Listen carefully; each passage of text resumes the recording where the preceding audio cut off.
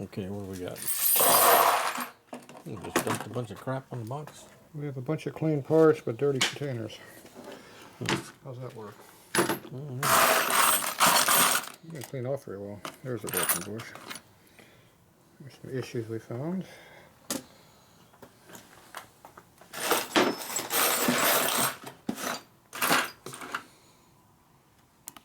Oil pump wear. See wear on the teeth. Yep. A lot of mileage on that one. This gear looks good though. This gear looks pretty small. I'm not sure if that's the right gear. Could be one there's wear. I thought they were bigger diameter than this one they really pump. Alright, this is our air debreather. No washer. No washers it's missing it, or no washers it doesn't require one?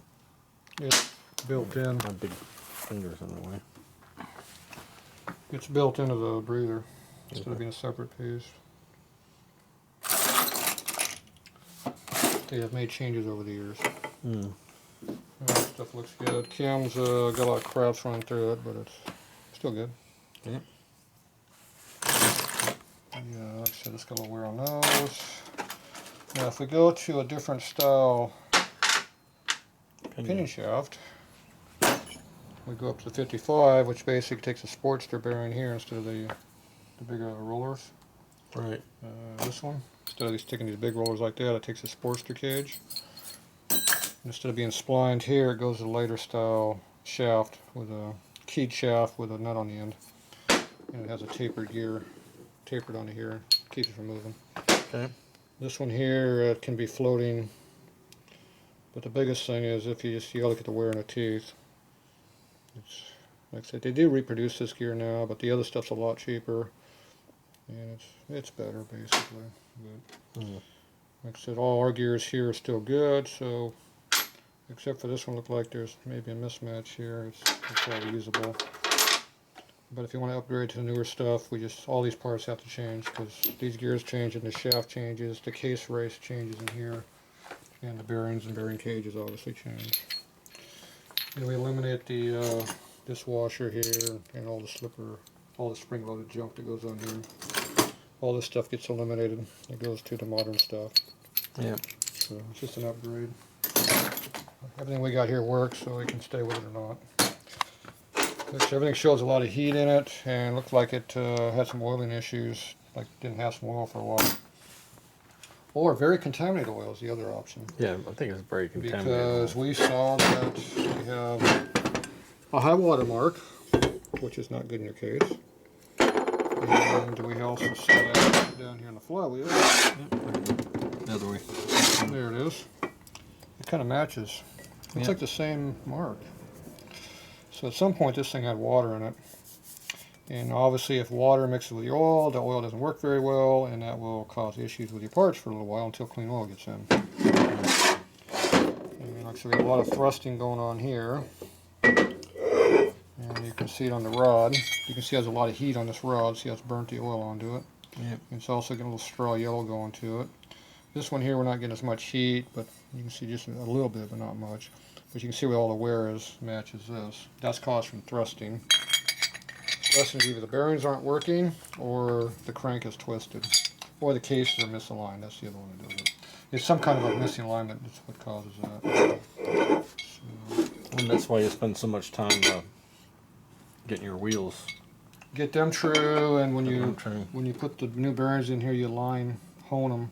Initially, get them squared up, and then you go individually hone them to size when you hone these things. But, like I said, can't see much in there, but the case themselves are pretty nice. There's almost no damage at all to them. Let's see, we found a broken bush here when I was cleaning stuff, and that came from our idler gear here. And I have no idea how they would have done that, except maybe when they installed it, they did something stupid and hit it with a big hammer, or I don't know, something cracked it. That won't come out. It's good to go now. It's fixed. But you can see how it was loose in there. It was thrusting up. Yeah. it was inside there running like that. So my guess is somehow they fractured it when they put it in, and then it just broke on its own use. And you can see how there's no hone marks. It's just really rough looking, so a lot of grit and crap's been in there over the years. See, this one's a lot smoother. Yep. So, but overall, you know, just we got the new bushing. That's all. It's already got new shafts in it. So, the oil pump is a mid 49, early 49 style pump. Probably not mid, early to mid, because it has the block-off kit that Harley sold with it's the production late style conversion, which basically is you got a rotor cover where they had a rotor in here, but this was never machined. It's raw casted. So this is a run-on change that they did, and the cover plate has it's not a welded up hole. It never had the hole. Because on the earlier bikes that had the rotors in, you took the rotors out and you brazed up the hole here and you brazed the hole up in this. And they even brazed the hole up in the pump on some guys. But all you really had to do was put the block-off plate in there and it would cover that area up if you had the correct gasket on there. Remember I told you had the wrong gasket on it? This is the 50 gasket. See, that's the shape of the 50 cover, Right. which is that flat aluminum cover. So, and that came out in it was on the bikes in late 49. So your bike being early 49, it had this kind of stuff on here. Because they started making all these changes in 48, when they had all kinds of oiling problems on the 48 bikes. There's 3 different heads in 48, and you have 49 heads on 49 bike. I think your bike has 48 castings on it though, so it's probably a real early 49 bike. So anyway, this is all stuff that you keep on the bike to show its age. But in the real world, you can take all this crap off, put this late cover on if you want to. Just like you got your early breather up here for your fork. These are only on early 49 bikes, and even these got 2 different breathers here. You got one internally breathers there and 1, 2 here. So even there's 2 different styles of breather on the same bike. It's kind of weird. But, anyway, it's just a bunch of different things. Found out on the triple tree too that it has. I haven't got that for you. No. Right. So here's our left shaft. You can see there's a lot of heat in here, which usually means like I said, oiling or binding. And you can see how it's got a lot of heat on it. So, because when you got misalignments going on, it puts a lot of load on the rollers. Crank can show some heat too. So everything shows that there was a lot of heat in this motor at some point. So either the pistons don't show the heat. That's the weird part. You would have burnt oil up under the head there if you had a problem. Plus it would wear real heavy on the sides over here. When they overheat, they wear out here. And Yeah, we have a little bit of evidence of crap in the oil, you know, chunks of shit. But you're going to get that on most of your bikes. But overall, the pistons aren't too bad. Okay. The right case over here, everything looks pretty clean. Like I said, if we change out our other stuff, we'll change out this case race otherwise. If there's something wrong with it, we'll keep it. You press that out? Yeah, just press down, push in the other one. It's 100% changeable to the other one if you want to. It's no machining. Just put the later one in it and it converts it over simple. Yeah, that's what I want to do. And like I said, this one you can't convert this to Timken because Timken is completely different, so you're stuck with this on this side. Alright. The bearings over here, we cleaned all this up. First thing we notice is this heavy shitty chrome.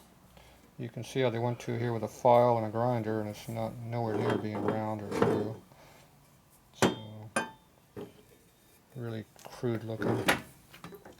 So that's pretty well junks out this tree right here being like that. The other problem that we got is this is a late bearing and this is an early bearing. And late being 1960. This is 49 to 59, this is 60 to current. And if you look at it, you got a fine and a coarse. But that's not the only thing. The actual roller angle that this is at on your Timken angle is different. That would be the angle inside the cup here. It's at a different, it leans over differently. So this bearing here is late and it fits in here nice. See, no rocking. This one here fits in there nice, no rocking. So these are 16 later. This is aftermarket, this is original. Oh, and somebody knurled it to make it tighter. Nice. Now this bearing over here is not the right one, so we put this down here. We don't have a very good fit here. So that's a misalignment problem. And so this is going to make the fork get really loose real fast. And it'll tend to wobble on you because it's not being supported very good. The whole fork is just floating around in the frame. So I actually run across this problem quite often. So a lot of new bikes have these bearings in there. Somebody was selling them a few years ago, and a lot of people were using them, and they weren't paying attention. So when you put the bike together, there are problems. So we need to either put all early or all late, but we need to get it straightened out on this. And like I said, this tree is pretty chewed up. See how this is? Yep. There's no support down here at all. See, it's another rock and rolling down here. Even up here where it's semi-tight, it's not tight at all. So now there's a fork moving here. It was moving up here. So that's going to make the bike want to wobble. You try to tighten the bearings up so it doesn't wobble, and it doesn't really take care of the problem because the bearings are tight, but the fork is still loose in the bearings, so it's still wobbling. So it's not good. So this is basically a bad tree at this point. It is an early correct tree though, which is nice, but more surprises. So that's pretty much what we got at this point. So we haven't got the top end apart yet. Well, we know we got some broken screws and some screws that fell out, so we know we got some issues over there. But for now, we got that's what we found on the bike and the motor so far. Thanks.